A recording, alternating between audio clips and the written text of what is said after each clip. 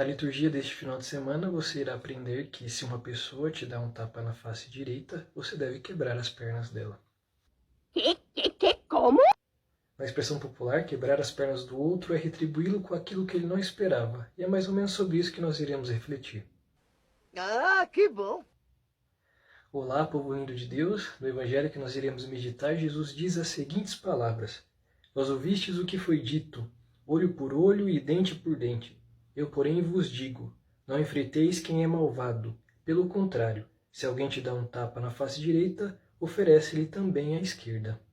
Dar a outra face, ou como veremos mais à frente no Evangelho, amar os inimigos e falar bem dos que nos caluniam, é um tanto quanto ilógico.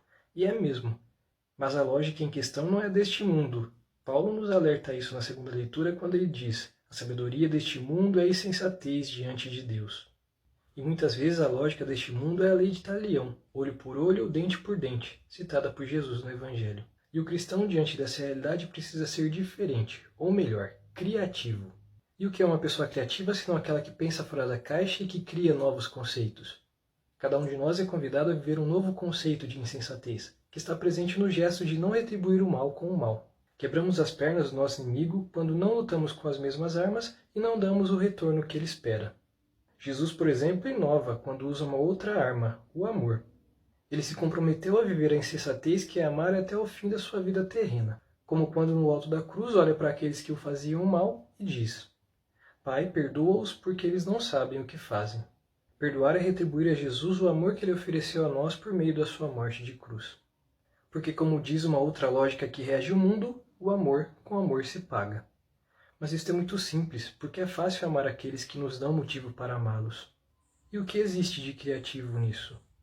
O Evangelho mesmo nos recorda que até os pagãos faziam isso.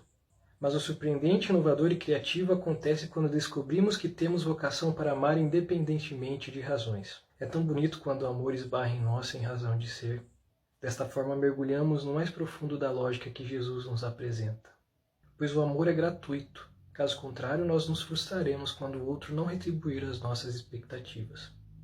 A gentileza, por exemplo, expressa muito bem essa gratuidade. Nós até falamos, gentileza gera gentileza. Ser gentil é a característica de quem é amável e educado.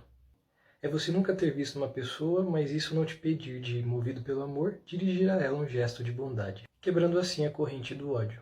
Porque enquanto existirem pessoas que se comportam dessa forma, o amor de Deus irá prevalecer no mundo, pois ele é incondicionado. Por isso ele faz o sol nascer sobre os bons e os maus, como destaca o Evangelho. Nós conseguimos mensurar a gratuidade existente dentro de cada um de nós, uma vez que nós amamos aqueles que não têm nada a nos oferecer, como por exemplo os nossos inimigos. Ah, mas é muito difícil amar aquele que eu não quero amar. Quando você faz aquilo que não quer, ou aquilo que você não tem costume de fazer, exercita a sua criatividade. Dessa forma você cresce como ser humano. E isso é científico. Um caminho diferente que você realiza em meio à rotina do seu dia a dia tem o poder de exercitar a sua criatividade. Quando estamos na rua e vemos alguém que nos fez mal, costumamos atravessar e nos dirigir para outra calçada. Mas o cristão deve ser diferente, ser ousado e ir em direção daquele que tem alguma inimizade, para que o ódio não o distancie das pessoas e, consequentemente, de Deus. Desta forma, eu inicio um processo de cura. Mas pode acontecer que nesse movimento em direção ao perdão, eu não consiga tirar do coração todo o mal que esse alguém me fez. Mas esta minha iniciativa já é um grande começo.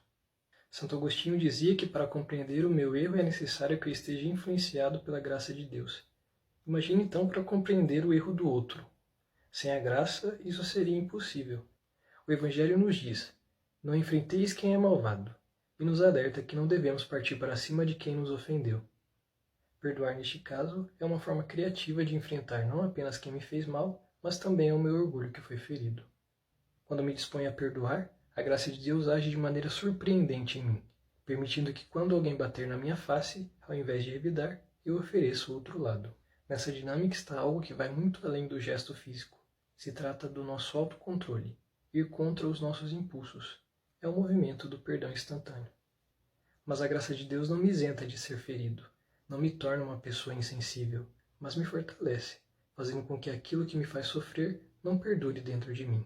Tem um texto de um grande irmão meu que diz bem assim: envenenamos a alma quando preferimos perder tempo remoendo os erros dos quais fomos alvo, enquanto poderíamos estar ocupados concedendo alforria a sentimentos que não nos acrescentam. O cultivo das feridas compromete a alegria de viver a vida. Sepulta de vez aquilo que pode fazer o seu coração morrer. Deixe nascer a novidade de Deus na sua vida. Guardar rancor e ódio faz muito mais mal a mim do que ao outro. É como se eu estivesse aplicando veneno em minhas veias, em minha alma. O ódio é o ópio da humanidade, uma toxina que deixa o ser humano anestesiado, alucinado, o tornando insensível às feridas que ele pode provocar. Como diz o sábio Seu Madruga, a vingança nunca é plena, mata a alma e a envenena. E para finalizar, como já foi dito, é necessário que nos abramos à graça de Deus, que salva as nossas vidas da sepultura, perdoa todos os nossos erros e nos cerca de carinho, como diz a estrofe do Salmo deste final de semana. Se esforce para que você seja cercado apenas de carinho. Não alimente os círculos de ódio. Reserve um tempo diário para a sua oração pessoal.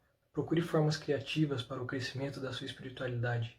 Busque livros, músicas, filmes e locais que te evangelizem, que te despertem sentimentos bons e te passem mensagens de esperança e paz.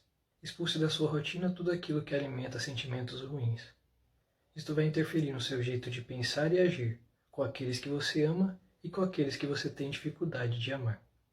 Tudo isso vai te aproximar da santidade e perfeição de Deus, porque o Evangelho que nós meditamos termina com a seguinte motivação: sede perfeitos como vosso Pai Celeste é perfeito. Meus irmãos e minhas irmãs, só seremos perfeitos e semelhantes ao Criador uma vez que formos criativos como Ele. Louvado seja o nosso Senhor Jesus Cristo, para sempre seja louvado.